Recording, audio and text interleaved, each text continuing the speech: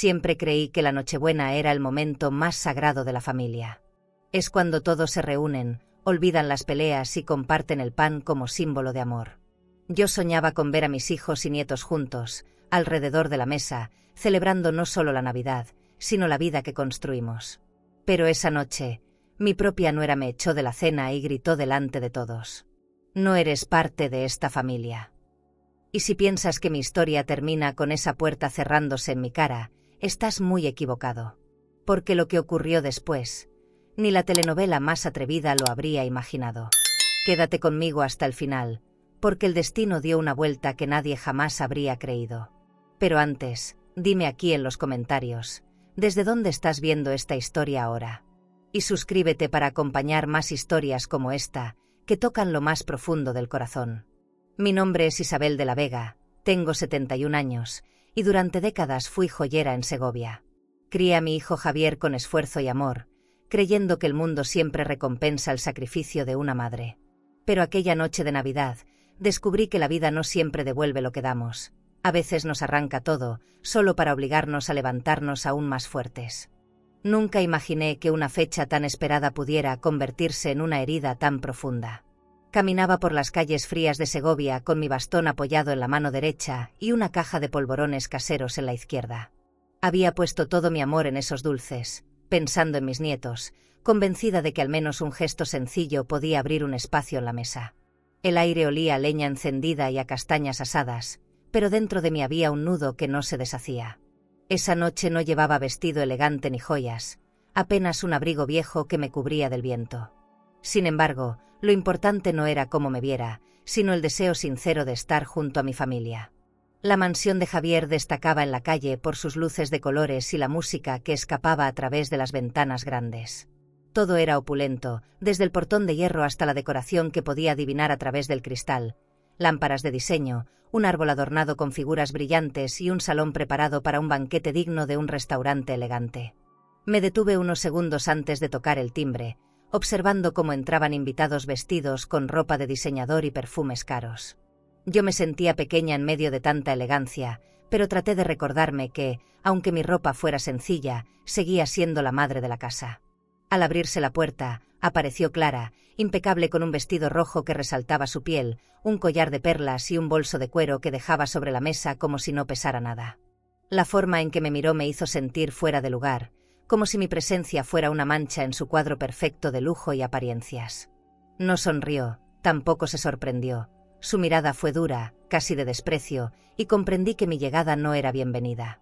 En ese instante el frío de la calle me pareció más cálido que su recibimiento. «¿Tú? ¿Qué haces aquí?». Su voz cortó el aire como un cuchillo. Intenté mantenerme firme, respirando despacio, evitando que mis ojos se llenaran de lágrimas. «Solo vengo a cenar con mi familia. Es Navidad». Mis palabras se sintieron frágiles frente a su seguridad, como si yo estuviera rogando por algo que en realidad debería pertenecerme por derecho. El perfume caro que llevaba impregnó mis sentidos, recordándome que ese mundo en el que ella se movía no tenía espacio para alguien como yo. Lo peor fue que no estaba sola. Detrás de ella, varios invitados observaron la escena, sosteniendo copas de champán francés y sonrisas burlonas que trataban de ocultar con un gesto de indiferencia. Nadie desvió la mirada para darme un poco de compasión. Todos parecían cómplices del rechazo. Y ahí, en medio de candelabros encendidos y alfombras de terciopelo, escuché la frase que me partió en dos. «No eres parte de esta familia, fuera de mi casa». Sentí que mi corazón se detenía. Mi hijo estaba ahí. Javier permaneció al fondo del salón, vestido con un traje de seda color oscuro, rodeado de amigos que lo felicitaban. Nuestros ojos se cruzaron por un segundo y esperé un gesto, una palabra, cualquier señal de apoyo.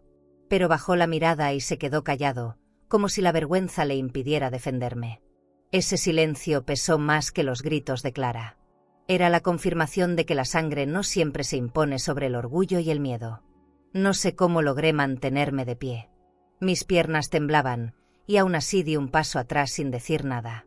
Coloqué la caja con los polvorones en el suelo, justo en la entrada, como si quisiera dejar aunque fuera un rastro de mi cariño en esa casa que ya no me pertenecía. Nadie se acercó a recogerla, nadie agradeció el gesto. Yo era invisible en medio de lámparas de cristal y vajillas de plata. Me giré despacio, apoyando el bastón sobre las piedras frías de la calle. A mis espaldas quedaban las risas, la música, el ruido de las copas brindando y la seguridad de una vida rodeada de lujo. Frente a mí, solo la oscuridad de la noche y el silencio de una soledad que me abrazaba como un manto inevitable. Avancé con pasos cortos, tratando de no dejar que las lágrimas se convirtieran en un espectáculo más para quienes me observaban desde dentro. En ese trayecto breve, comprendí que algo se había roto en mi interior. No era solo la humillación pública, ni la vergüenza de ser rechazada como si fuera una intrusa en la casa de mi propio hijo.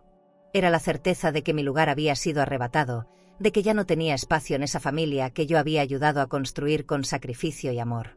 Y esa certeza me dolió como una herida imposible de cerrar. Al llegar a la esquina, respiré hondo y me permití llorar. No de rabia, sino de impotencia. Sabía que aquella puerta no volvería a abrirse para mí. Esa noche descubrí que no siempre es el tiempo quien cierra los caminos. A veces son las personas que más amamos quienes levantan muros imposibles de escalar. Y en ese momento, en medio del frío y del silencio, sentí que algo dentro de mí había muerto para siempre. Al llegar a mi pequeño piso, lo primero que me golpeó fue el silencio. No había risas de niños, ni música suave, ni copas brindando como en aquella mansión iluminada. Solo el ruido del viento entrando por las rendijas de una ventana mal cerrada y el crujir del suelo de madera al apoyarme con mi bastón. Cerré la puerta despacio, como si no quisiera despertar a nadie, aunque allí no había nadie más que yo. Dejé el abrigo sobre la silla gastada del comedor y sentí como el frío seguía pegado a mi piel. La soledad tenía un peso distinto después de lo vivido. Ya no era costumbre, era un castigo. Encendí la lámpara pequeña de la sala y el espacio se reveló en toda su sencillez. Paredes desnudas, un sofá viejo con tapicería raída y una mesa con marcas de vasos que nunca logré borrar. Nada que ver con los muebles de caoba, las alfombras persas y las lámparas de cristal que acababa de ver en la casa de mi hijo. Saqué la caja de polvorones de la bolsa, abrí la tapa y vi como muchos estaban aplastados. Aún así, tomé uno y lo probé. Tenía sabor a manteca y almendra, pero me supo a derrota. Me quedé sentada frente a la mesa, con las manos temblorosas sosteniendo la taza de café que había dejado antes de salir. Estaba frío, amargo, casi imbebible, pero lo tragué de golpe porque sentía un hueco en el estómago. Me imaginé, mientras tanto, a Clara sirviendo platos finos en vajillas de plata, mientras Javier llenaba copas de champán francés para brindar con los invitados. Yo, en cambio, sorbía café rancio en una taza con una grieta que atravesaba la cerámica. La comparación era inevitable y cruel, como una bofetada silenciosa. La televisión estaba apagada. El reloj de pared marcaba las 11 de la noche con un sonido seco y repetitivo. Afuera seguían escuchándose petardos, risas de vecinos y algún villancico que llegaba desde la plaza. Todo me sonaba distante, como si el mundo celebrara y yo estuviera atrapada en un tiempo muerto. No quise encender la radio ni poner música, porque cualquier melodía me recordaría que en otro lugar había una mesa larga con mantel de lino y candelabros encendidos, de la cual yo había sido expulsada. Abrí un cajón buscando algo que me distrajera y encontré viejas cartas que Javier me escribió en su infancia. Las leí una por una, con la caligrafía infantil torpe y los dibujos mal hechos que me decían «Te quiero, mamá». El contraste entre esas palabras inocentes y el silencio cruel de esa noche me hizo llorar. ¿En qué momento se rompió todo? ¿Cuándo dejó de verme como la mujer que lo crió para convertirse en alguien capaz de ignorar mi dolor? La respuesta se me escapaba y me hundía más. El reloj volvió a sonar y me sacó de mis recuerdos. Me levanté despacio y fui hasta la ventana. Afuera, los edificios reflejaban luces navideñas de colores, pero mi casa permanecía oscura, con un árbol pequeño de plástico que ni siquiera había encendido. Me pregunté si valía la pena adornarlo cuando nadie más lo vería. Cerré las cortinas con brusquedad, como quien se protege de una visión que lastima. Preferí no ver lo que no me pertenecía, el lujo ajeno, la abundancia que contrastaba con mi soledad. Me tumbé en la cama sin cambiarme de ropa. El colchón estaba hundido en el centro y las sábanas frías me recibieron con indiferencia. Cerré los ojos y quise dormirme rápido, pero la escena de Clara gritándome en la puerta se repetía una y otra vez. Cada palabra resonaba con más fuerza que el eco de la mansión llena de invitados. Me tapé los oídos con las manos, intentando acallar la memoria, pero era inútil. El recuerdo se había quedado grabado como una marca en la piel. No sé cuánto tiempo pasó, pero cuando abrí los ojos, la oscuridad era aún más densa. Me incorporé y caminé hasta la cocina, prendí la luz y me serví un vaso de agua. La nevera estaba casi vacía, un poco de pan duro, algo de queso y una botella de leche abierta. Miré ese interior pobre y pensé en las bandejas que Clara ofrecía a sus invitados, llenas de jamones ibéricos, mariscos y vinos caros. Sentí que no era solo un rechazo personal, era una declaración de que no pertenecía a ese mundo de abundancia. Me senté de nuevo en el comedor, sola, con el vaso de agua en las manos. Mis dedos acariciaban el borde como buscando un consuelo inexistente. Fue entonces cuando hice una promesa silenciosa: no volvería a tocar el timbre de esa casa, no volvería a presentarme sin invitación, no volvería a rogar por un espacio en esa mesa. Si mi presencia era un estorbo, aprendería a desaparecer. Y aunque esa decisión me rompía el corazón, también me daba una forma nueva de dignidad. Esa noche juré que no volvería a golpear esa puerta. Los días posteriores a la Nochebuena me dejaron un vacío que no sabía llenar. Caminaba por las calles del centro con mi abrigo sencillo y veía escaparates iluminados con rebajas de invierno. Bolsos de cuero, perfumes caros, joyas relucientes en vitrinas que parecían mirarme con ironía. Me preguntaba si Clara estaría en alguna boutique, comprando ropa de diseñador con la tarjeta de crédito de Javier, mientras yo contaba monedas para pagar mi café. Era un pensamiento amargo, pero imposible de evitar después de la humillación pública. Una mañana, una vecina me mostró en su móvil las fotos que Clara había publicado en redes sociales. Las imágenes eran casi crueles en su perfección: el árbol enorme adornado con esferas de Swarovski, las lámparas de cristal brillando sobre una mesa llena de platos finos, Javier con su traje de seda abrazando a los invitados. En cada foto aparecía la frase «la familia perfecta celebrando la Navidad». Me costaba respirar al ver esas palabras. Era como si me borraran con cada publicación, como si yo nunca hubiera existido. Me quedé mirando esas imágenes en silencio, con el corazón encogido. Las manos me temblaban, no de frío, sino de rabia contenida. No lloré, solo sentí cómo se me helaba la sangre. La gente comentaba debajo de las fotos: «Qué hermoso todo, qué suerte tener una familia así». Yo pensaba en mis polvorones en el suelo, en mi bastón apoyado contra la pared, en el portazo de Clara. Cada comentario era un clavo más en la cruz que llevaba encima. Esa tarde llegué a mi casa y me senté frente al espejo del pasillo. Me miré largo rato. El rostro cansado, el cabello canoso recogido en un moño, las ojeras marcadas. Me pregunté en qué momento pasé de ser la mujer fuerte que levantó a su hijo sola, trabajando en la joyería, a convertirme en esa figura que podían descartar como si nada.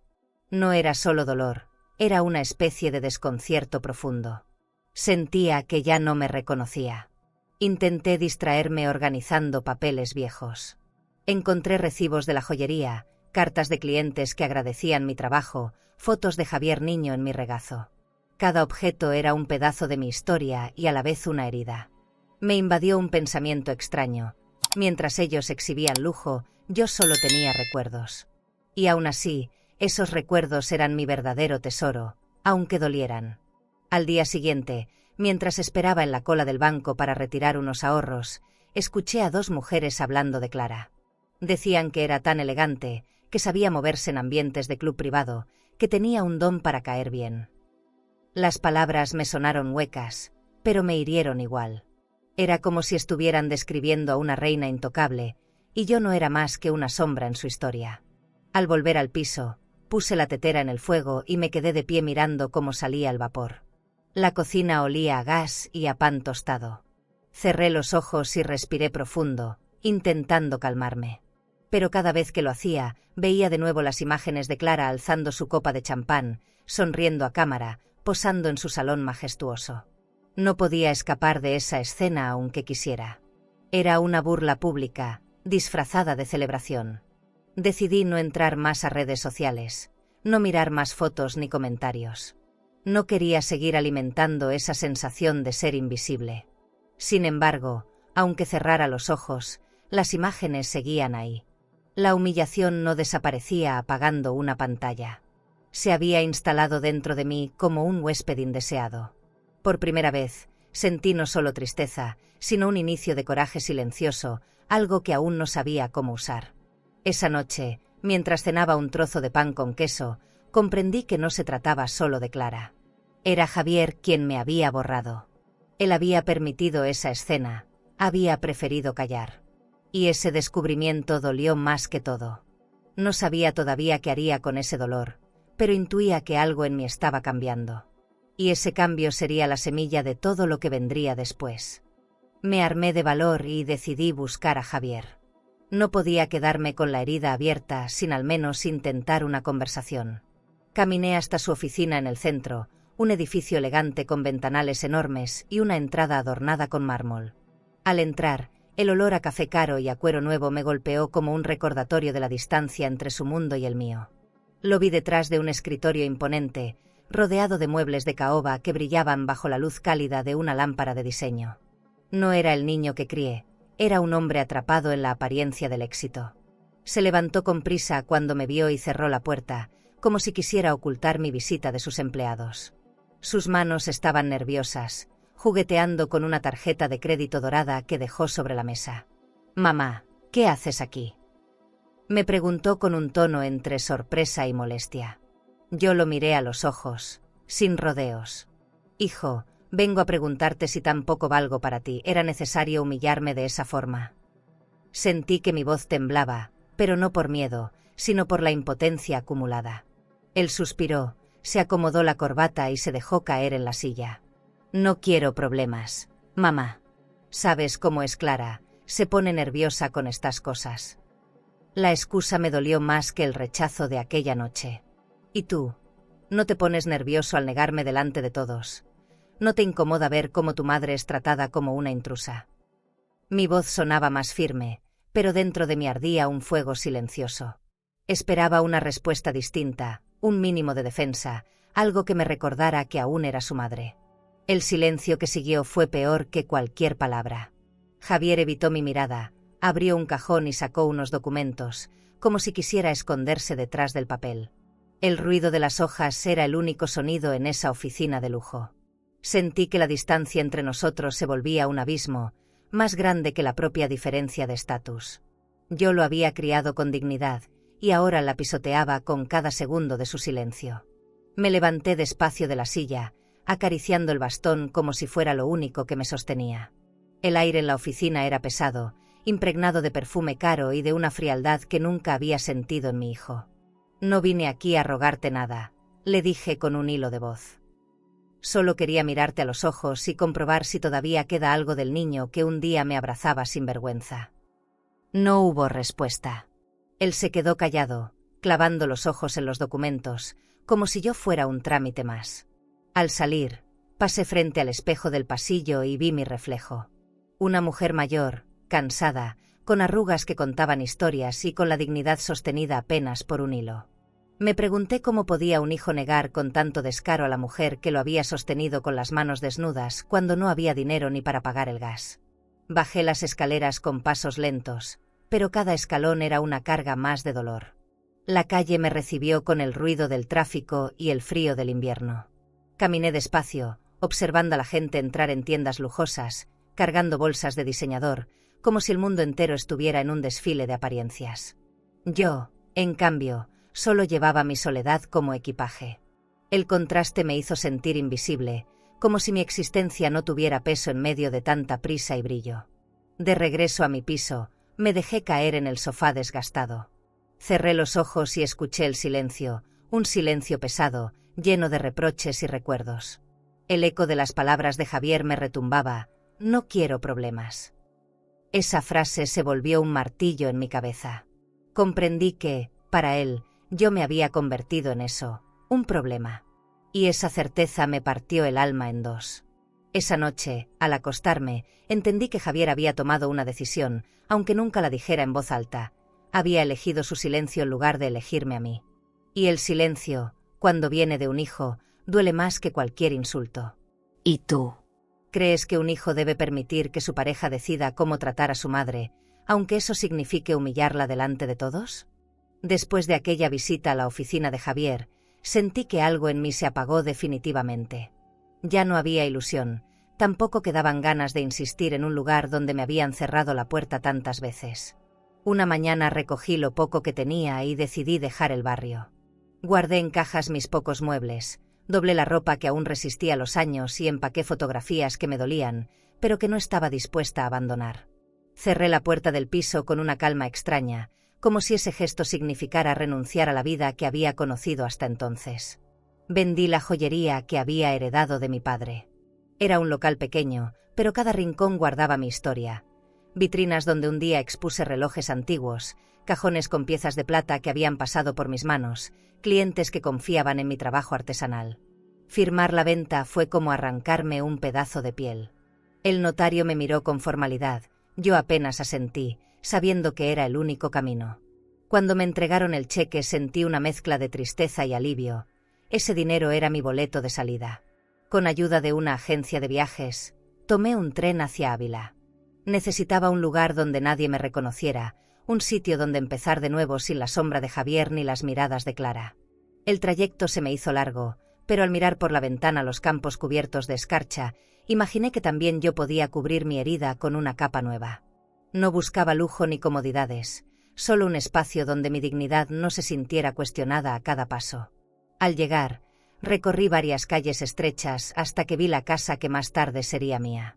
Tenía muros de piedra, un pequeño jardín descuidado y ventanas que daban a la montaña. No había decoración lujosa ni muebles de diseñador, pero al verla supe que ese era mi refugio. El agente inmobiliario me entregó las llaves con un gesto serio y me preguntó si viviría sola. Yo respondí sin titubear: no me voy, me levanto. Era la primera vez que pronunciaba esas palabras, y sentí que tenían más fuerza de la que mostraba mi voz. Los primeros días en la nueva casa fueron extraños. El silencio me acompañaba, pero era distinto al silencio del piso de Segovia. Aquí sonaba a libertad. Me pasaba horas en el jardín arrancando hierbas secas, limpiando ventanas, ordenando las pocas cosas que había traído conmigo. Cada movimiento era un intento de recuperar el control sobre mi vida. No tenía lámparas de cristal ni alfombras persas, pero sí una mesa de madera firme y un techo bajo el que podía respirar. Me acostumbré a escuchar el repicar de las campanas de la iglesia cercana y el murmullo de los vecinos que pasaban por la plaza. Nadie me preguntaba por Javier, nadie me asociaba con su apellido. Podía caminar por el mercado sin sentirme observada. Compraba pan caliente, verduras frescas y algún trozo de queso, y todo me sabía distinto, como si la comida llevara consigo un alivio nuevo. La sencillez se volvió un bálsamo.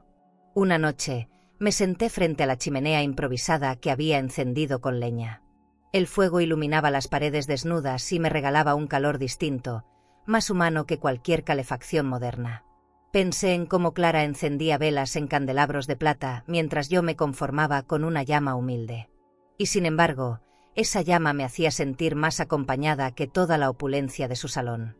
Fue la primera vez en semanas que no lloré. Al guardar mis papeles, volví a encontrar las cartas de Javier niño. Las puse dentro de una caja de madera y la guardé en un armario.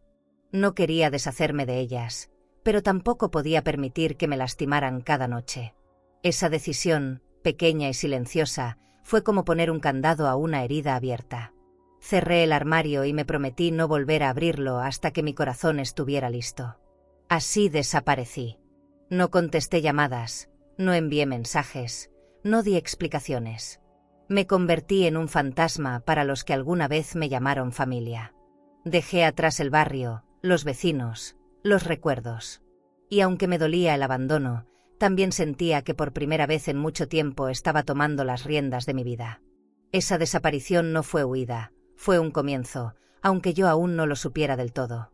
Una mañana fría, mientras barría las hojas secas del jardín, recibí una carta con sello oficial. Al principio pensé que sería algún trámite pendiente de la venta de mi joyería, pero al abrir el sobre encontré el membrete de un notario de Madrid. Mis manos temblaron al leer que una tía lejana, a quien apenas había visto un par de veces en la infancia, había fallecido y me había dejado en herencia varios bienes. No entendía cómo ni por qué me había elegido a mí. Sentí un vuelco en el corazón. Por un instante, la vida me devolvía algo que nunca esperé. Viajé a Madrid con el alma encogida. El despacho del notario era un lugar solemne, lleno de estanterías de madera y olor a papeles antiguos. Me senté frente a un escritorio pulido, mientras él me leía en voz baja los detalles del testamento. No eran palabras fáciles de asimilar. Propiedades rurales en Toledo, acciones en una empresa vinícola, cuentas en el banco con sumas que jamás había imaginado manejar. Escuchaba y asentía, pero dentro de mí todo era incredulidad. Yo, que había contado monedas para comprar pan, ahora debía firmar transferencias y abrir cuentas conjuntas. Mientras estampaba mi firma en cada documento, recordé a Clara exhibiendo su vajilla de plata y sus bolsos de cuero de diseñador. Ella siempre había presumido de vivir en un mundo de lujo inalcanzable para mí. Y sin embargo, en ese momento, yo estaba legalmente convertida en dueña de algo mucho más sólido que cualquier vestido de seda. No sonreí, no celebré. Me limité a guardar silencio. Porque entendí que el poder no se grita, se ejerce con calma. Al salir del despacho, me detuve en la acera para respirar. El ruido de la ciudad me envolvía, taxis pasando, gente con prisa, vendedores ofreciendo perfumes y relojes en las esquinas. Abrí mi bolso de mano y guardé cuidadosamente cada papel, como si fueran armas silenciosas que algún día necesitaría. No sentía ambición, ni siquiera alegría. Sentía una fuerza distinta, como si la vida me hubiera dado una carta secreta que aún no debía mostrar. De regreso a Ávila, caminé por la plaza con la discreción de siempre. Saludé a los vecinos, compré fruta en el mercado y sonreí como si nada hubiera cambiado. Nadie sospechaba que llevaba en mi bolso una herencia que podía transformar mi destino. Esa normalidad era un escudo. No quería convertirme en lo mismo que ellos, alguien que mide el valor por las joyas que lleva en las manos. Guardé el secreto como quien protege una herida que aún no debe tocarse. Pasaron los días y el eco de esa herencia empezó a acomodarse dentro de mí.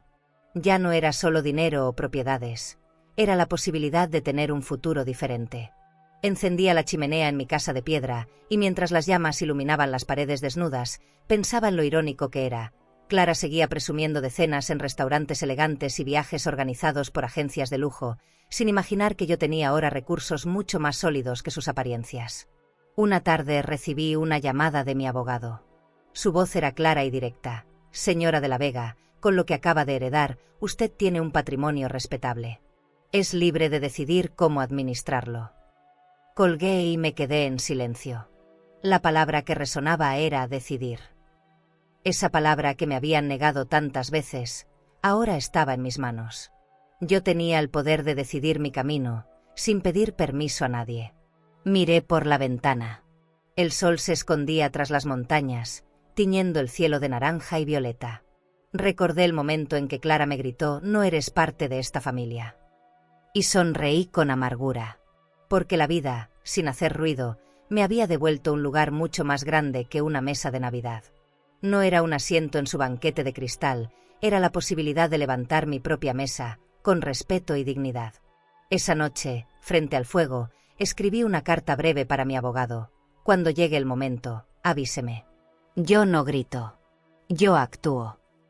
Doblé el papel y lo guardé en un sobre. Me dormí con una calma que no había sentido en meses. No sabía cuándo llegaría ese momento, pero estaba segura de que llegaría. Y entonces, el silencio que tanto me hirió se convertiría en mi mayor fuerza.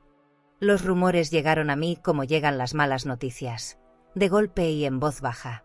Una vecina de Segovia me llamó para contarme que Clara había empezado a hablar de mí en reuniones sociales.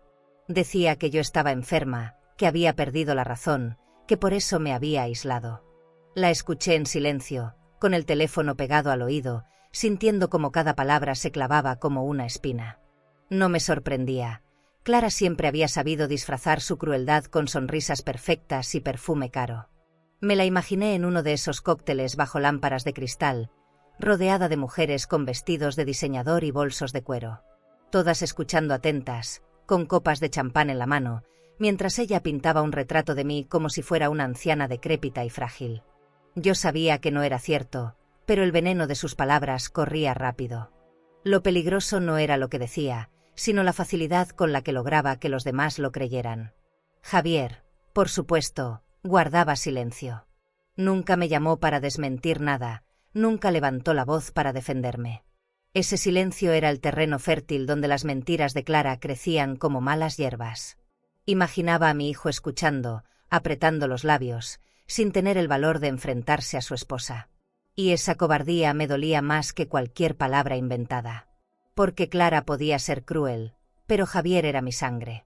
Y él me estaba dejando sola. Una tarde, mientras barría el jardín de mi casa en Ávila, pasaron por la plaza 2 turistas que comentaban haber visto fotos de Clara en redes sociales. Decían que era una mujer elegante, distinguida, con un aire de lujo que parecía de revista. Me detuve con la escoba en la mano y sentí que la rabia me subía a la garganta. Porque mientras ella construía esa imagen de reina en un salón de terciopelo, yo quedaba reducida a una sombra sin voz. No quise responder a los rumores. No publiqué nada, no llamé a nadie. Comprendí que entrar en su juego sería perder mi dignidad. En lugar de eso, seguí con mi rutina: encender la chimenea, preparar una sopa sencilla, ordenar los papeles de la herencia con calma. El silencio, que antes me dolía como castigo, empezó a convertirse en mi refugio. Yo no necesitaba gritar para demostrar quién era. Sabía que el tiempo, tarde o temprano, desenmascara las mentiras. En el fondo, Clara hablaba de mí porque necesitaba sostener su propio teatro. Su vida estaba llena de viajes organizados por agencias de lujo, cenas en restaurantes elegantes, fotos posadas en hoteles boutique. Todo era apariencia, brillo que se apagaba cuando las luces se cerraban. Yo lo sabía. Ella necesitaba destruirme porque, aunque me había echado de su casa, no soportaba la idea de que yo siguiera en pie. Era su forma de asegurarse de que, incluso lejos, siguiera siendo su enemiga silenciosa. Recibí otra llamada, esta vez de un viejo cliente de la joyería. Me dijo que había escuchado comentarios terribles sobre mí y quería saber si estaba bien. Contesté con calma: estoy más fuerte que nunca, no se preocupe. Cuando colgué, sonreí. Porque comprendí que Clara podía inventar lo que quisiera, pero yo tenía algo que ella jamás lograría: la serenidad de haber sobrevivido a todo sin perderme a mí misma. Me miré al espejo esa noche. Vi las arrugas, el cabello blanco, los ojos cansados. Pero también vi algo nuevo, una chispa que no había notado en mucho tiempo. No era alegría, no era triunfo. Era una especie de fuego interno que me decía que la vida aún no había terminado para mí. Que lo que Clara estaba construyendo con mentiras sería destruido, no por mis manos, sino por el peso de sus propias decisiones. Me acosté con esa idea en la mente. Cerré los ojos, escuchando el crujido de la madera en la chimenea. Y supe que podía esperar. Yo no necesitaba moverme con prisa, tenía la certeza de que la vida ya estaba trazando el camino. Clara podía seguir envenenando con sus palabras, pero algún día, ese veneno regresaría a su propia copa. Y yo estaría lista para mirar de frente cuando llegara ese momento. El invierno avanzaba y yo seguía en mi casa de Ávila, cuidando mi jardín y organizando los papeles de la herencia en silencio. No esperaba noticias de Javier, y mucho menos de Clara, pero una tarde sonó el teléfono. Al escuchar la voz de mi hijo, sentí un nudo en la garganta. Hacía meses que no me llamaba. Me saludó con un tono extraño, entre nervioso y cansado. Y entonces entendí que no me hablaba por amor ni por preocupación. Me hablaba porque necesitaba algo. Nos encontramos en un café discreto, lejos de Segovia. Al verlo, me sorprendió lo demacrado que estaba. Llevaba un traje arrugado y un reloj caro que ya no parecía símbolo de éxito, sino de un esfuerzo desesperado por mantener una imagen que se le caía a pedazos.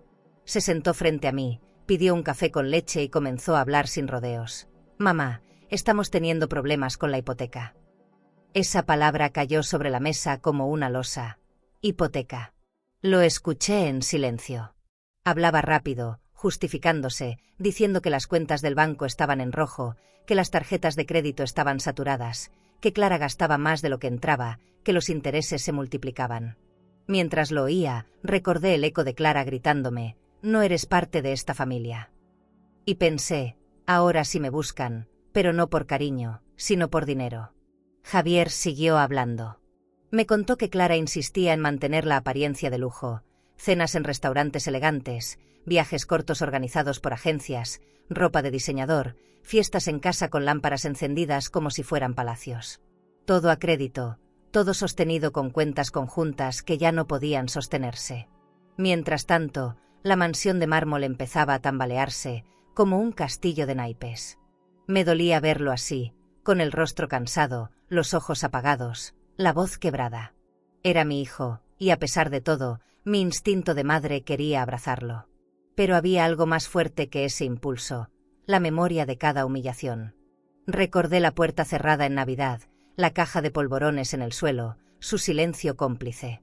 Y esa memoria me sostuvo en la silla, impidiéndome ceder. Cuando terminó de hablar, se quedó mirándome, esperando que yo resolviera su desastre. Quise decirle muchas cosas, pero solo respiré hondo y respondí: yo no puedo ayudarte, aún. Al pronunciar esa última palabra, vi cómo se tensaba su mandíbula. Entendió que no era un rechazo absoluto, sino un muro que él mismo había levantado. No era yo quien lo negaba, era su propio pasado el que ahora lo alcanzaba. Nos despedimos sin abrazos. Caminé hacia la calle con paso lento, sintiendo el aire frío en el rostro. Al mirar atrás, vi a Javier quedarse en la mesa, hundido en sus pensamientos. Por primera vez, lo vi frágil, como un niño perdido que no sabía a dónde ir. Y aunque mi corazón se estremeció, me recordé que no era mi deber salvarlo a cualquier precio.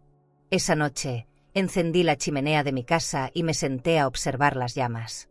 Pensaba en cómo la vida le estaba mostrando a Javier la primera grieta de su mundo perfecto. Un mundo construido sobre apariencias, lujo comprado a crédito y silencios que nunca deberían haberse permitido. Yo sabía que esa grieta se convertiría en un derrumbe. Y decidí esperar. El tiempo sería mi aliado. Me acosté con esa certeza. Lo que se sostiene en mentiras siempre termina cayendo. Y lo que se construye en silencio, con dignidad, siempre resiste. No sabía cuándo ni cómo, pero entendía que esa noche había presenciado el inicio del fin de la vida que Javier y Clara tanto presumían. ¿Y tú? Si tu hijo que te traicionó volviera a buscarte solo cuando su mundo se derrumba, ¿lo ayudarías de inmediato o lo dejarías enfrentar las consecuencias de sus decisiones? Los rumores sobre las deudas de Javier y Clara no tardaron en llegar hasta mí. Una vecina de Segovia me comentó que la mansión ya no brillaba como antes, que había días en que las luces se mantenían apagadas para ahorrar electricidad. Sin embargo, Clara seguía organizando reuniones, invitando a conocidos y publicando fotos en redes sociales como si nada pasara. Era evidente que la apariencia era más importante que la realidad. Y esa apariencia estaba sostenida con alfileres. Vi imágenes en internet de esas reuniones. Clara posaba con vestidos de diseñador, sosteniendo copas de champán en salones adornados con candelabros de plata y alfombras persas. En cada fotografía se veía a Javier detrás, sonriendo con una rigidez que lo delataba. Nadie diría que la hipoteca los ahogaba y que las cuentas del banco apenas podían cubrir los gastos básicos. Era un teatro caro, un espectáculo en el que ellos eran los actores principales y el público aplaudía sin sospechar lo que había detrás del telón. Una tarde pasé frente a la casa, casi por accidente. Las ventanas grandes estaban cubiertas con cortinas pesadas, pero el jardín ya no lucía cuidado. Las flores estaban secas, la hierba crecida y el portón de hierro necesitaba pintura. Fue un golpe extraño. Esa casa que había sido escenario de mi humillación empezaba a mostrar su verdadera cara. Por fuera aún parecía un palacio, pero de cerca se notaba la decadencia. Era como Clara misma, brillo superficial y vacío interno. Al enterarme de que Clara insistía en organizar cenas, no pude evitar preguntarme qué servían en esa mesa. ¿Habría realmente banquetes con mariscos y vinos caros? ¿O era todo un montaje con lo poco que quedaba en la despensa? Me imaginé a los invitados masticando lentamente, sin saber que esas copas de cristal estaban cada vez más vacías. Y me pregunté si alguno percibía la tensión en el ambiente, el miedo oculto detrás de cada sonrisa ensayada. Mientras tanto, yo continuaba con mi vida sencilla en Ávila.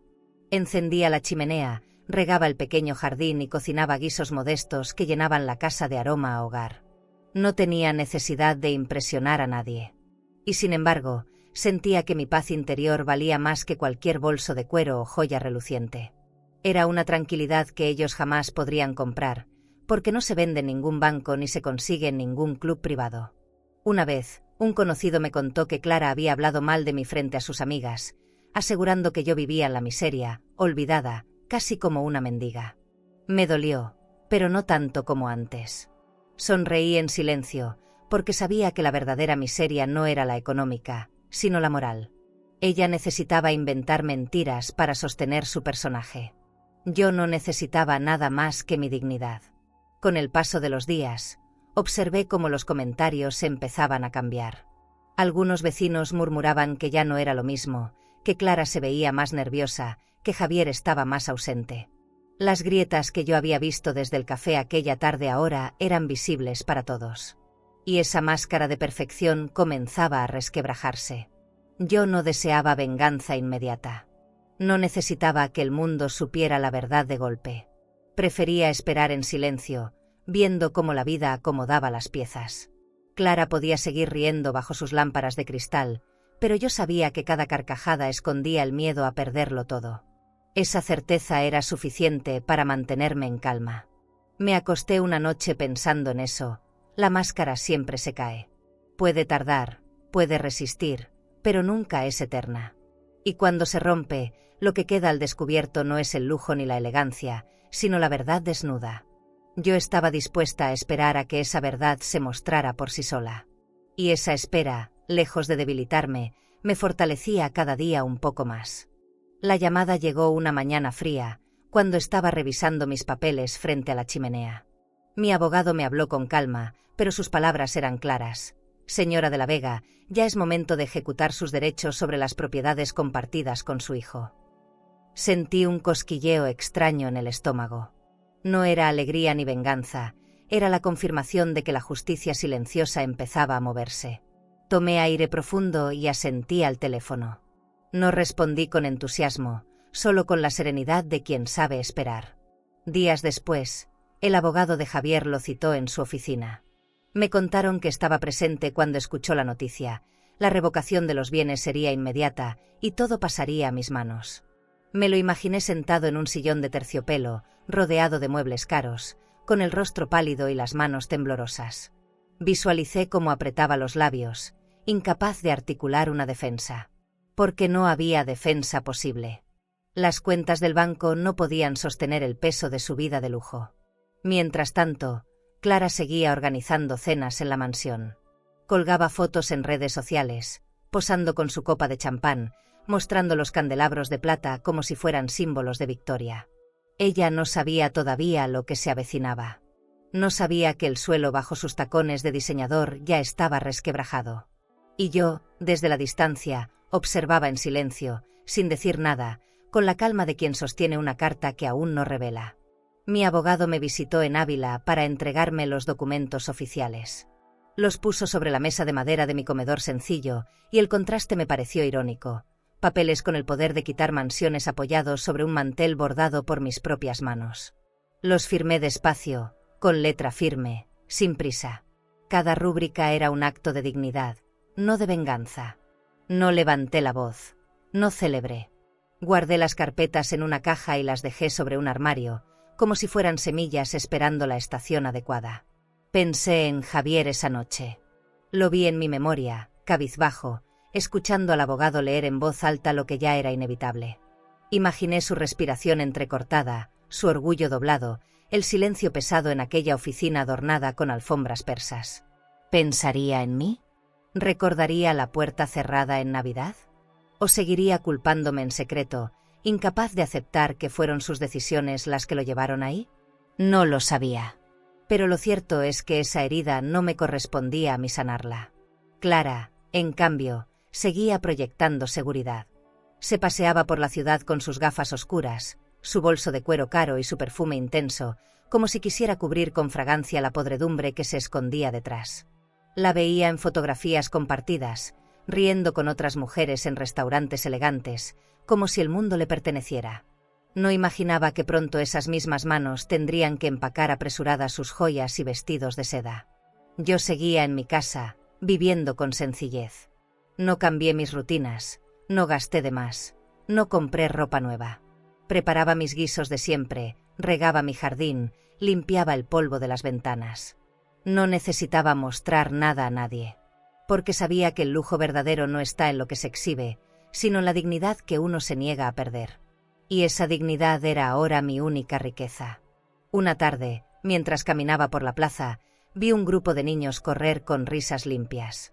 Uno de ellos me recordó a Javier de pequeño, cuando aún corría hacia mí con los brazos abiertos. Sentí un nudo en la garganta, pero también una certeza. Ya no era la misma mujer que había llorado en la calle aquella Nochebuena. Ahora tenía en mis manos la posibilidad de decidir, y esa posibilidad me daba fuerza. Esa noche, al acostarme, no pude evitar sonreír. No porque quisiera verlos caer, sino porque entendía que la vida siempre pone las cosas en su lugar. Yo ya había sido humillada, ya había sentido el dolor de ser expulsada. Ahora era el turno de que ellos enfrentaran su propia verdad. Y aunque aún no lo sabían, la primera ficha ya había caído. El teléfono sonó una tarde de invierno, cuando yo estaba preparando un caldo sencillo en la cocina. Al principio pensé que sería el abogado, pero al escuchar la voz de Clara supe que algo había cambiado. Ya no era la mujer segura que me había gritado frente a todos. Su tono era quebrado, como si las paredes de mármol que la rodeaban empezaran a desmoronarse. «No puedes quitarnos la casa», dijo sin respirar, como si esa frase fuera un salvavidas. Me quedé en silencio unos segundos, con la cuchara de madera en la mano. Escuchaba su respiración agitada al otro lado de la línea. Imaginé sus ojos enrojecidos, su maquillaje corrido, su vestido de diseñador convertido en un disfraz ridículo frente al miedo real. No era la reina altiva de los cócteles bajo lámparas de cristal, era una mujer desesperada. Y en ese contraste encontré una calma que nunca antes había sentido. «Yo no les quito nada», contesté con voz baja, casi como un susurro. «Ustedes me lo arrebataron primero». La frase salió de mí sin esfuerzo, como si hubiera estado guardada durante años esperando ese momento. Clara se quedó callada unos segundos, y luego explotó en un grito que apenas entendí. Hablaba de Javier, de los niños, de la familia. Pero yo sabía que en realidad hablaba de lo único que le importaba, el techo de lujo bajo el que había vivido hasta ahora. La escuché gritar palabras sin sentido. Yo solo apoyé el bastón contra la pared y me senté en la silla del comedor. El olor del caldo llenaba la casa, mezclándose con la tranquilidad de mi silencio. En ese instante, entendí que no necesitaba levantar la voz para tener poder. El poder estaba en mantenerme firme, en no dejarme arrastrar por su desesperación. Colgué el teléfono despacio, sin decir nada más. Y el clic del auricular fue más fuerte que cualquier insulto. Esa noche, mientras cenaba sola, pensé en la ironía. Clara había pasado años construyendo un mundo de lujo y elegancia, deslumbrando con joyas y viajes, mientras yo sobrevivía con mi vida sencilla. Y ahora era ella quien gritaba como una niña asustada, rogando por lo que un día me negó. La justicia de la vida no siempre llega de inmediato, pero cuando llega, no deja dudas. Imaginé a Javier a su lado, escuchando la conversación. Tal vez en silencio, como siempre. Tal vez con la cabeza agachada, incapaz de enfrentarme. No lo sabía, pero podía verlo en mi mente, igual que aquella noche en la puerta. El mismo silencio, la misma cobardía. Y aunque ese recuerdo me lastimaba, también me liberaba. Ya no esperaba nada de él. Esa expectativa había muerto hacía mucho tiempo. Después de cenar, abrí la ventana y dejé entrar el aire frío. Afuera, el pueblo estaba tranquilo. No había fiestas, ni luces ostentosas, ni gente presumiendo. Solo la calma de una vida común. Miré las estrellas y sentí una paz extraña. Pensé en cómo Clara estaría recorriendo la mansión, de habitación en habitación, con el corazón en un puño. Y me dije que a veces, el silencio es la respuesta más dura. Guardé el teléfono en el cajón del aparador y lo cerré con llave. No quería escucharlos otra vez esa noche. Me acosté temprano, con el cuerpo cansado, pero con el alma en calma. Clara había gritado desesperada, había intentado hacerme sentir culpable.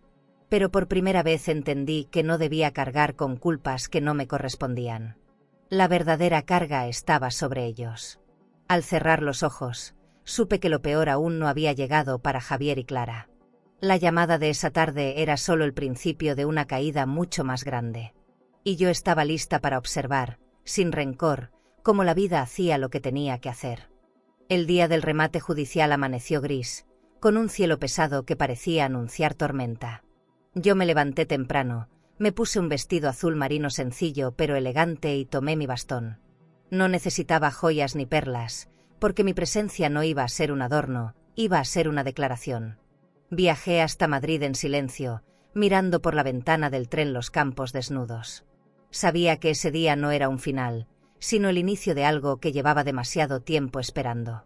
El salón del Leilón estaba lleno de hombres trajeados, relojes de oro en las muñecas y miradas frías. El murmullo de las conversaciones flotaba en el aire, mezclado con el aroma fuerte del café recién servido en tazas de porcelana. Me senté en una de las sillas del fondo, con los documentos guardados en mi bolso de cuero. No llamaba la atención, y sin embargo, sentía que todo el peso de la sala estaba a punto de girar hacia mí. Al anunciarse la subasta de la mansión, mi corazón dio un vuelco. Escuché las cifras iniciales, las voces levantándose con calma calculada. Cada número pronunciado era como un latido acelerado. Levanté la vista y vi a Javier al otro lado de la sala. Llevaba un traje oscuro, pero no podía ocultar el sudor en su frente ni la desesperación en sus ojos. Clara no estaba, quizá porque no soportaba presenciar la caída de su reino. Cuando llegó mi turno, levanté la mano sin temblar. El gesto fue simple, casi discreto, pero en ese instante sentí que toda mi vida pasaba frente a mí. El notario repitió mi oferta en voz alta. Hubo un murmullo breve, luego silencio. Nadie más quiso superar la cifra. Mi oferta fue la vencedora. No sonreí ni celebré, apenas respiré hondo y bajé la mano. El golpe del martillo resonó como un trueno en la sala. La casa que un día me cerró las puertas ahora era mía. Miré a Javier. Su rostro estaba desencajado, los labios apretados, la mirada perdida. Por un momento creí que iba a acercarse, pero no lo hizo. Se quedó quieto, inmóvil, como si el suelo se hubiera abierto bajo sus pies. Sentí compasión, pero también justicia. No era yo quien lo había hundido, era su propio silencio, sus propias decisiones. Yo solo había esperado el momento en el que la verdad se revelara. Al salir del salón, el aire frío me golpeó el rostro. Caminé despacio por la calle, con el bastón marcando el ritmo de cada paso. La ciudad seguía su curso, taxis pasando, gente hablando por teléfono, vitrinas exhibiendo bolsos de diseñador. Nadie sabía que en ese instante, una mujer mayor acababa de recuperar su dignidad en una... Antes de continuarmos, si esta historia te está emocionando y quieres seguir acompañando relatos llenos de vida, dolor y transformación, no te olvides de suscribirte al canal. Aquí, cada historia tiene alma, y tal vez, alguna te ayude a sanar algo que ni sabías que seguía dentro de ti. Haz clic en suscribirse, y sigue este camino con nosotras. Silencioso. Guardé los papeles en mi bolso como quien guarda una llave sagrada. Esa tarde regresé a Ávila. Me serví una sopa caliente y me senté frente a la chimenea. Repasé en mi mente cada instante del Leilón, las voces, el murmullo, el golpe del martillo. Y entendí que no había sido una venganza, sino una lección. Clara había gritado que yo no era parte de su familia, y ahora la casa que ella había defendido como un trofeo se convertía en el símbolo de mi resistencia. Me miré al espejo antes de acostarme. Vi mi reflejo cansado, pero también fuerte. No había rencor en mis ojos, solo la serenidad de quien sabe esperar. El lujo que tanto habían presumido se desmoronaba, y mi silencio había sido más poderoso que cualquier joya. Era la primera vez en mucho tiempo que podía dormir en paz. Al apagar la luz, me pregunté qué sentirían ellos al empacar sus cosas, al recorrer los salones majestuosos sabiendo que ya no eran suyos. La vida siempre cobra sus deudas, pensé. Y yo, sin haberlo planeado, me había convertido en el recordatorio más fuerte de esa verdad. ¿Y tú? Si hubieras estado en mi lugar, ¿habrías levantado la mano para recuperar esa casa y con ella tu dignidad, o habrías preferido dejarla atrás y empezar desde cero? El día que volví a la mansión lo recuerdo como una escena de cine. Un coche negro me llevó hasta el portón de hierro. Al descender, apoyé mi bastón en el suelo y observé la fachada iluminada por un sol frío de invierno. No era la misma mujer que se había marchado humillada en Nochebuena. Esta vez no traía polvorones en las manos, traía documentos firmados, decisiones tomadas y una calma que pesaba más que cualquier insulto. Respiré hondo antes de cruzar el umbral. Clara fue la primera en salir. Su cabello estaba despeinado, El maquillaje corrido y la elegancia que siempre había defendido parecía deshacerse en su rostro tenso. Ya no había perfumes caros ni vestidos de diseñador que ocultaran su miedo. «No puedes hacer esto», gritó con desesperación, como si al elevar la voz pudiera cambiar la realidad. Pero la realidad estaba escrita en papeles con sellos oficiales que llevaba en mi bolso. Y esa realidad no dependía de sus gritos. Caminé despacio hasta la entrada, con la mirada fija en ella. Saqué los documentos y los entregué al guardia de seguridad que me esperaba. «Esta propiedad ahora es mía. Tienen 48 horas para irse». Mi voz sonó serena, firme, sin necesidad de alzarla. Clara quedó inmóvil, como si las palabras la hubieran golpeado con más fuerza que cualquier empujón. Sus manos temblaban, apretando la barandilla de la escalera. Detrás de ella apareció Javier. Su rostro estaba hundido, con ojeras profundas y el gesto de alguien que había perdido más que un techo. Me miró sin poder sostener la mirada, como si aún le pesara el silencio de aquella Navidad. No dijo nada de inmediato. Dio un paso hacia mí, abrió la boca, pero no salieron palabras. Era un hombre derrotado, atrapado en el eco de sus propias decisiones. Y verlo así me rompió y me sostuvo al mismo tiempo. No era la primera vez que lo veía callar. La diferencia es que ahora su silencio no me hundía a mí, lo hundía a él. Recordé aquella noche en que me dejó sola frente a los invitados, bajando la mirada como si yo fuera una vergüenza. Hoy era él quien no podía sostener la cabeza en alto. Y yo entendí que la vida no necesita vengadores, porque tarde o temprano la justicia se encarga de hablar por sí sola. Clara insistía, levantando la voz, acusándome de cruel, de insensible, de querer destruir a su familia. Yo la escuchaba sin interrumpirla, como quien oye a un animal atrapado en su propia jaula. No había argumentos en sus palabras, solo miedo. Y aunque una parte de mí quería responder, otra sabía que no era necesario. El papel en manos del guardia era más fuerte que cualquier discurso. Javier, finalmente, habló. Su voz salió débil. «Mamá, te lo suplico», fue lo único que pudo decir. No pedía perdón, pedía clemencia. Me quedé observándolo en silencio. Quise abrazarlo, como hacía cuando era niño, pero también entendí que ese gesto no podía borrarlo todo. Respondí con firmeza: «Quien olvida a su madre, pierde hasta el techo que lo cubre».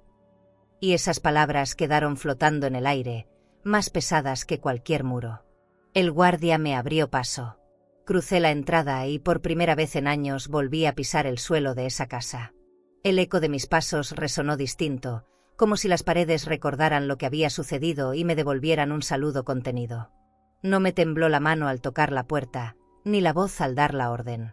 Porque entendí que no estaba recuperando una casa, estaba recuperando mi dignidad. Salí al jardín y miré los árboles desnudos. El aire frío me golpeaba el rostro, pero dentro de mí había un calor extraño, una certeza nueva. Ya no era la mujer expulsada. Era la dueña de la historia. Y aunque aún quedaban batallas por librar, ese momento fue la prueba más clara de que las heridas, tarde o temprano, se transforman en fuerza. El amanecer de ese día me encontró despierta, sentada en una silla junto a la ventana de mi nueva habitación en la mansión. No dormí casi nada, no por miedo, sino por la expectativa de lo que estaba a punto de suceder.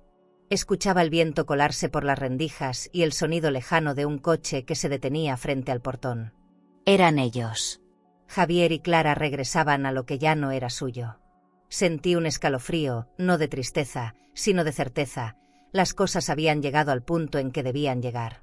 Cuando bajé al recibidor, el guardia ya estaba esperándolos con el documento en la mano. Clara discutía, gesticulaba con furia, pero su voz rebotaba contra las paredes altas como un eco hueco. Traía puesto un abrigo de piel que ya no podía ocultar la desesperación de su rostro. Javier estaba detrás, cargando una maleta de cuero. Verlo así me produjo una mezcla de compasión y distancia. Era mi hijo, pero parecía un extraño caminando entre ruinas. Las primeras cajas salieron por la puerta principal antes de que el sol terminara de levantarse. Eran pesadas, llenas de objetos que un día fueron símbolo de lujo: copas de cristal, candelabros de plata, ropa de diseñador doblada sin cuidado. Observé cómo las colocaban en un camión de mudanza barato. El contraste era brutal. Lo que antes brillaba en fotos de redes sociales ahora se amontonaba como despojos. La vida sabe cómo desnudar lo que un día parecía intocable. Me quedé en un rincón del salón, apoyada en mi bastón, mientras los trabajadores iban y venían. Nadie me habló, nadie me miró a los ojos. Yo tampoco busqué contacto.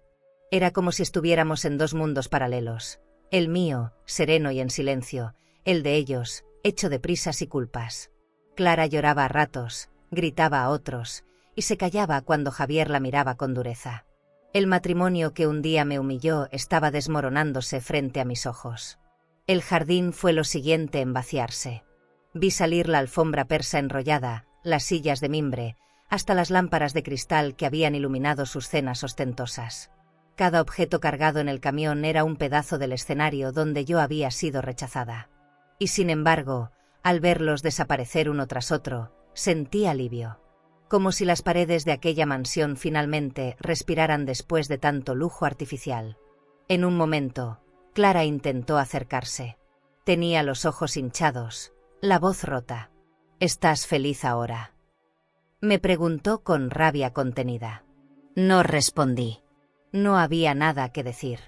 La felicidad no se construye sobre el sufrimiento ajeno, se construye sobre la dignidad recuperada. Ella no lo entendía, y tal vez nunca lo haría.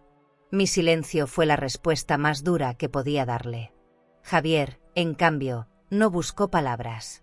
Caminaba cabizbajo, cargando cajas como un hombre cualquiera. Ya no era el hijo exitoso de traje caro, era alguien que había perdido todo y que empezaba a saborear el peso de sus decisiones. En sus manos vi temblor, en su rostro vi cansancio. No quise juzgarlo. Cada paso suyo era ya suficiente condena. A media tarde, la casa estaba vacía. Solo quedaban las paredes desnudas, los pisos brillando bajo la luz de invierno y un silencio nuevo. Caminé por las habitaciones con paso lento, como reconociendo un lugar distinto. Ya no era la mansión que me rechazó, era un espacio en blanco, listo para un nuevo comienzo. El eco de mis pasos era la confirmación de que lo viejo había terminado. Desde una ventana vi alejarse el camión de mudanza. Clara llevaba la cabeza escondida entre las manos. Javier sostenía el volante sin mirar atrás. Se marchaban rumbo a un apartamento pequeño, lejos del lujo que habían defendido con uñas y dientes. Yo los vi desaparecer entre las calles, y por primera vez, no sentí dolor. Sentí ligereza. La herida de aquella Navidad comenzaba a cicatrizar. Cerré la puerta principal con la llave en mi mano. La madera crujió, y ese sonido me pareció una canción de cierre.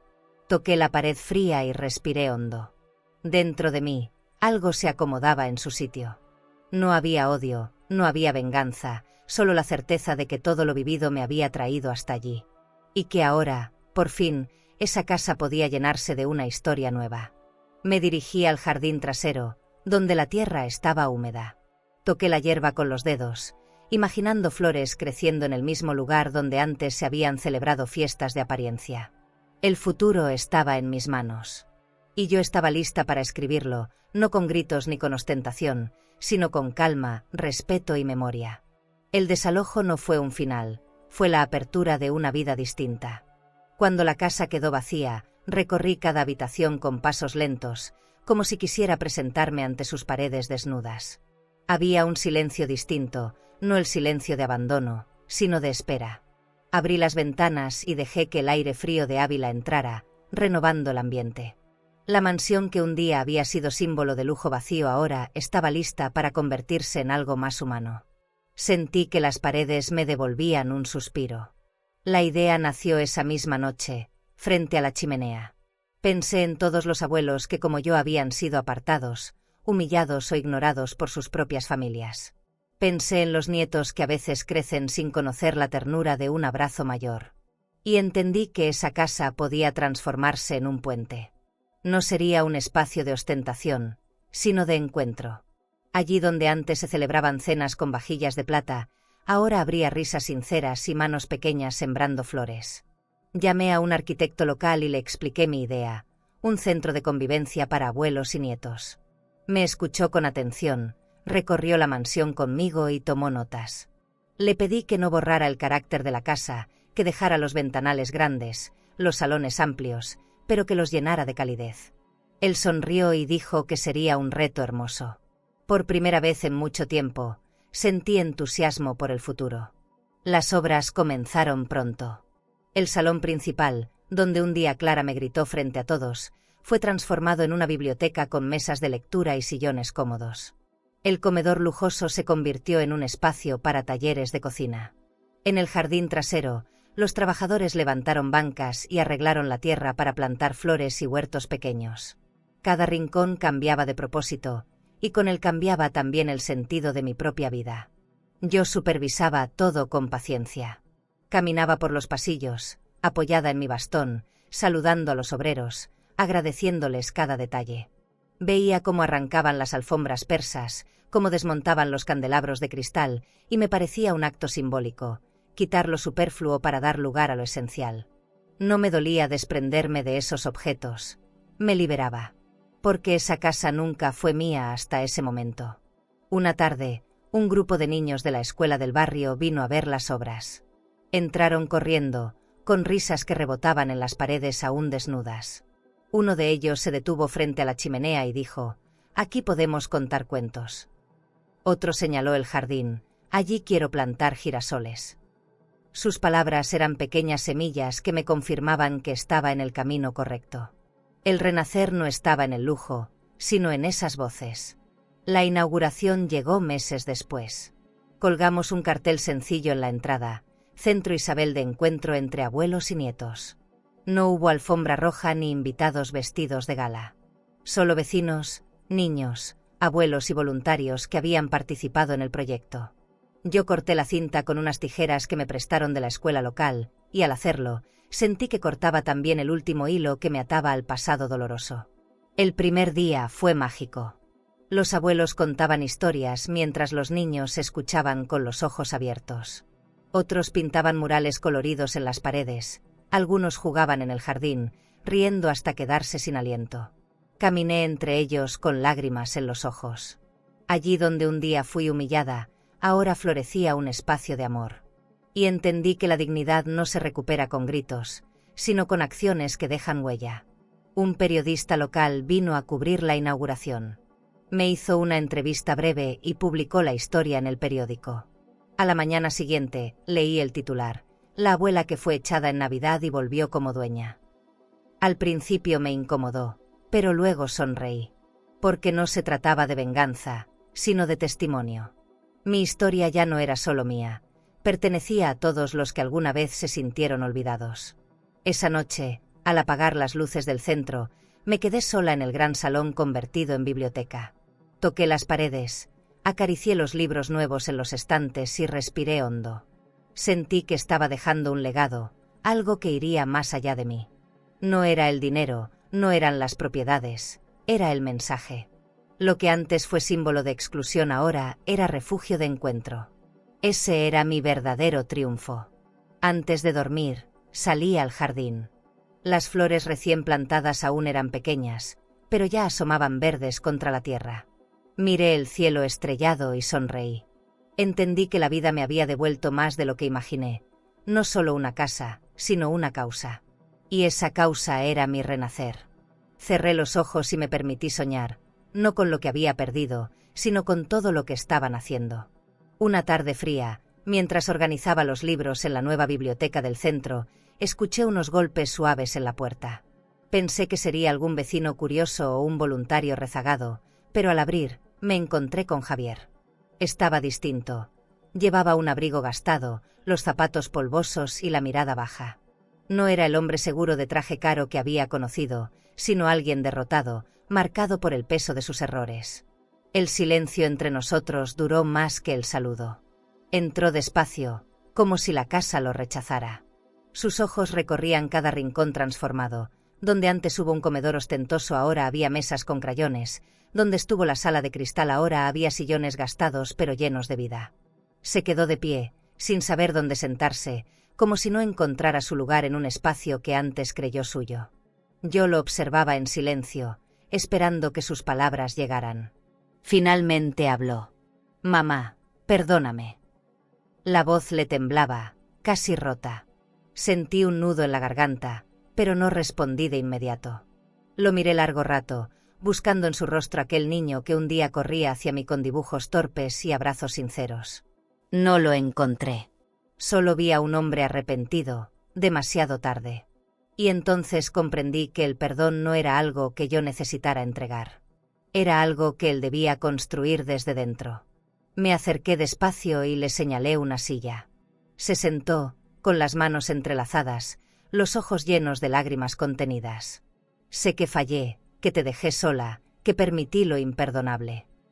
Sus palabras se atropellaban, como si tuviera miedo de que lo interrumpiera. Yo escuchaba con calma, sosteniendo mi bastón, sin prisa. No quería interrumpirlo.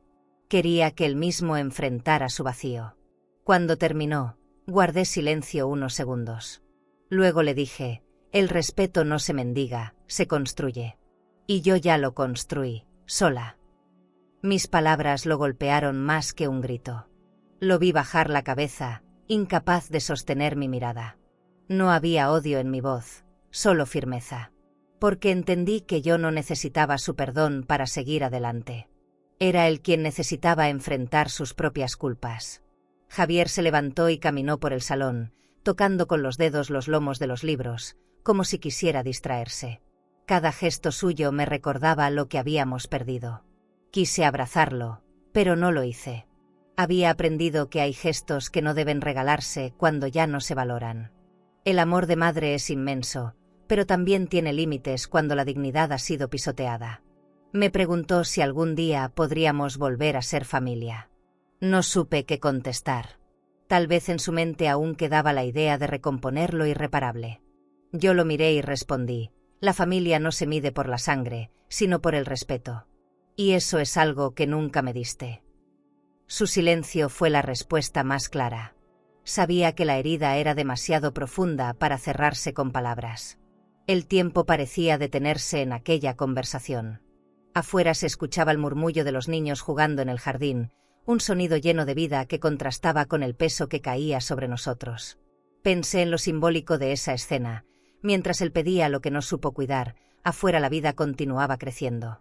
Y entendí que la vida nunca se detiene por un arrepentimiento tardío. Antes de irse, Javier me abrazó con timidez. Fue un gesto torpe, lleno de nostalgia y culpa. Yo no correspondí del todo, pero tampoco lo rechacé.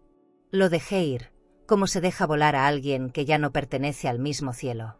Él salió por la puerta sin mirar atrás, y yo lo observé alejarse hasta que su figura desapareció. Me senté de nuevo en la biblioteca, respirando hondo. No sentí alivio ni tristeza, sentí algo distinto, liberación. Comprendí que no necesitaba su perdón ni su cercanía para seguir de pie. Yo había levantado algo más fuerte que cualquier lazo roto, mi propia dignidad. Y esa dignidad era mi verdadero refugio. Al caer la noche, encendí una lámpara y me quedé leyendo en silencio. Afuera, el centro seguía vivo con voces y risas. Sonreí al pensar que, aunque Javier no pudiera volver a ocupar un lugar en mi historia, yo sí había encontrado un lugar en el corazón de muchos. Y eso era suficiente. El perdón que no pedí había sido, en realidad, mi mayor victoria. Aquella noche la mansión estaba iluminada solo por unas lámparas cálidas que habíamos instalado en el salón principal. No eran candelabros de cristal ni arañas brillantes, eran luces sencillas que daban un resplandor suave sobre las estanterías llenas de libros y los dibujos que los niños habían colgado en las paredes. Caminé despacio, apoyando mi bastón, y sentí que cada rincón respiraba vida. Era difícil creer que allí mismo, un año atrás, me habían humillado. Me detuve frente a una ventana grande que daba al jardín. Afuera, las flores recién plantadas se mecían con el viento. Recordé la primera vez que crucé ese mismo jardín con lágrimas en los ojos, cargando una caja de polvorones. El contraste era tan fuerte que casi me pareció una película proyectada en mi memoria. En una escena, la abuela expulsada, en la otra, la mujer que había recuperado su lugar. El eco de mis pasos resonaba en el salón vacío, y cada sonido me confirmaba que esa casa ya no era símbolo de rechazo, sino de renacimiento. No quise llenarla de lujo ni de apariencias, porque entendí que el verdadero poder está en lo que uno construye con dignidad. Había logrado lo que Clara jamás imaginó, convertir su palacio de cristal en un refugio para los olvidados. Y ese era mi triunfo más grande. Me acerqué a una mesa donde descansaban algunos juguetes que los niños habían dejado esa tarde. Tomé en mis manos un pequeño caballo de madera y lo observé con ternura. Sonreí al imaginar a mi nieto corriendo por ese jardín, libre, sin la presión de los lujos falsos que Clara siempre impuso. Soñé con que algún día, cuando él creciera, recordara a su abuela no como la mujer expulsada, sino como la mujer que levantó un hogar verdadero. El silencio de la noche era profundo, pero no me pesaba. Era un silencio distinto, lleno de paz. Cerré los ojos y escuché el murmullo lejano de la ciudad, los pasos de algún guardia en la entrada y el crujido de la madera bajo mi bastón. Todo me parecía parte de una sinfonía perfecta, como si la vida estuviera celebrando conmigo en secreto. Ese momento me pertenecía, y no necesitaba testigos. Subí las escaleras despacio y llegué al balcón que daba a la fachada. Desde allí, vi la ciudad iluminada. Las luces se extendían como un mar de estrellas terrenales. Respiré hondo, con el pecho lleno de orgullo sereno. No de soberbia, sino de satisfacción. Pensé en todas las veces que lloré en silencio, en todas las puertas cerradas, y comprendí que había valido la pena resistir. Porque resistir también es una forma de vencer. Volví al salón y me senté frente a la chimenea encendida. La llama danzaba con suavidad, iluminando mis manos arrugadas. Recordé el frío de aquella Nochebuena en Segovia, cuando regresé sola a mi piso oscuro. Y ahora, frente a ese fuego, sentí que el círculo se había cerrado. La misma llama que antes me faltó, ahora ardía para mí y para todos los que encontrarían calor en esa casa. De pronto, me vi en un espejo del pasillo. No me reconocí como la mujer derrotada que un día lloró frente a una puerta cerrada.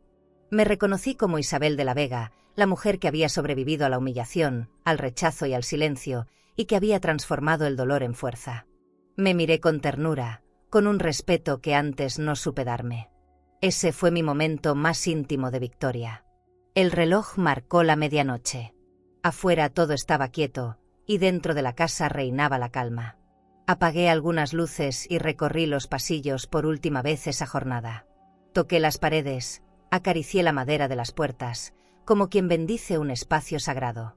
No había odio en mi corazón, solo gratitud. Porque entendí que lo que me arrebataron una vez nunca fue realmente mío, lo que ahora tenía, sí lo era.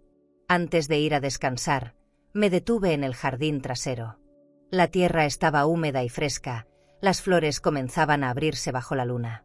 Cerré los ojos y sonreí. Sentí que no necesitaba nada más, que el futuro estaba aquí, latiendo en cada rincón de ese lugar. El lujo puede desaparecer, las cuentas del banco pueden vaciarse, pero la dignidad y la memoria jamás se pierden. Esa noche, al volver a entrar y cerrar suavemente la puerta, comprendí la lección más grande. Nadie puede expulsar a una madre de la verdadera familia, porque la familia nace del amor, no del mármol ni del cristal. Y en ese instante, con el alma en calma, supe que mi historia no había terminado. Recién estaba comenzando. ¿Tendrías el valor de mirar a los ojos a quien un día te cerró la puerta, y aún así caminar con la frente en alto? Si hoy te sientes rechazada, olvidada o humillada por alguien que debería haberte cuidado, quiero que respires hondo y escuches estas palabras. Eso no define tu valor. Tú no eres un estorbo. No eres un mueble viejo que se aparta a un rincón. Tú eres raíz, eres historia, eres quien enseñó a amar. Sé que diste tanto, cocinaste con las manos cansadas, cuidaste aún estando enferma, regalaste abrazos cuando tú misma necesitabas uno. Tal vez nunca te lo agradecieron como merecías. Tal vez hicieron como si tu esfuerzo fuera obligación. Pero yo quiero que sepas algo. Te vemos. Te escuchamos. Tu vida importa. Aún hay belleza esperando por ti. Porque la dignidad es el tesoro más grande. No se compra con mármol, ni con candelabros, ni con copas de champán. La dignidad nace en tu corazón, y cuando aprendes a sentarte en tu propia mesa, con la cabeza erguida, hasta quienes te despreciaron terminarán regresando a pedirte un lugar. Y ese día, serás tú quien decida. Porque al final, la vida siempre devuelve a una madre lo que merece. Respeto, amor y un lugar que nunca debió negársele. Si esta historia tocó tu corazón, suscríbete al canal para acompañar más relatos como este, y recuerda, nunca es tarde para volver a empezar. ¿Crees que lo que viste ahora fue impactante? Entonces espera a escuchar lo que sucedió cuando mi propio hijo me susurró: no bebas tu regalo, ellos no te quieren en el crucero con nosotros. No grité, no pedí explicaciones, pero lo que hice después cambió para siempre el rumbo de ese viaje. Te dejaré este vídeo en la pantalla final para que lo veas ahora mismo. Haz clic y descubre la historia completa de Mi hijo me susurró: no bebas tu regalo, ellos no te quieren en el crucero con nosotros, porque el desenlace es algo que jamás vas a olvidar. Suscríbete al canal y dale like para descubrir relatos que solo una mujer con cicatrices puede entender, secretos que se arrastran por años, decisiones que desgarran, y verdades que llegan cuando ya es tarde, o justo a tiempo. Porque hay heridas que solo sanan cuando alguien se atreve a contarlas.